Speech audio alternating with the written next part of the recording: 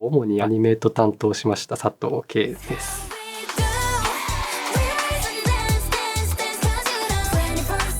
今回の作品ではアニメートをはじめ技術だったりコンテだったりその他いろいろやりました。4話のピアノちゃんがアクションをするカーチェイス、かなり気合い入れたシーンの一つではあると思います。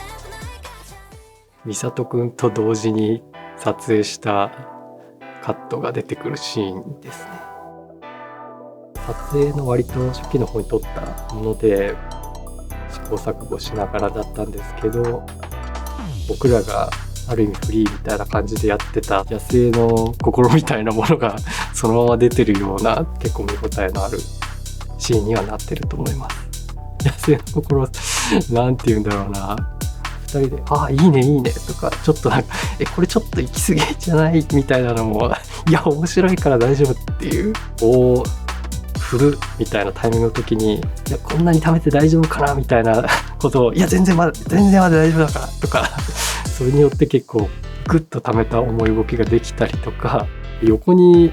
カゴが飛んでるんですけどどっかでそのカゴを動かすところをなんか忘れちゃったりとかしながら、これどうやってここに戻ってこようみたいなのをすごいなんか無理やり戻してって都合のいいところにスーって降りてくるっていうかなり物理法則を無視した動きをしてるんですけど、僕はその不自然に戻っていくカゴがすごい面白くて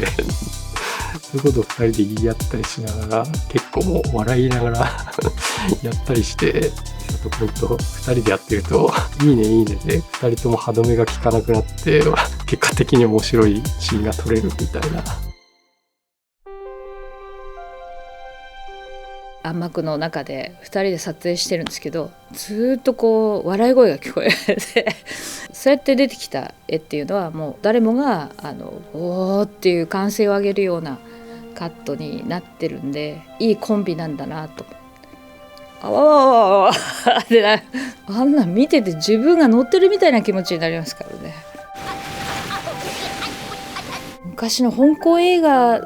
のようでもあるし、でも最新のなんかテレビゲームムービーのような感じもするし、枠がないのかもしれないです。コマ撮りだから、ここまでこうやって撮っておこうみたいな気持ちはなくて本当に観客を楽しませるための動きが全てに詰まってるような、身近なお父さんとかお母さんをこう喜ばせたいとか、弟になんか面白い映像を見せたいみたいなことが始まって、みんな映像業界に入ったんじゃないかなっていうことを思い出すような、そんなあわわわっていうのを見ると毎回思い出しますね。一人でまた違う楽しい気持ちみたいなのがそのできた画面の中に出てきてくれてるんじゃないかなとは思います。メカ全般好きですね自分が関わるんだったらさらっとはやらんぞっていう気持ちはありますね。日本のコマ撮りで車とかの描写をがっつりやってるみたいなのがまだなかったような気がしていて、コマ撮りで生き生きしてるように動かせるような構造作りをするぞっていうのが目標としてあって、クロミちゃんの乗り物が空に飛んでいくために変形するシーンがあるんですけど、ここは絶対にかっこよくしてやるっていうそういう気持ちがもうほとばしりまくってやってたところだったので、ジャコっていうこのなった瞬間のためとかためた後に回転しながら閉じるとか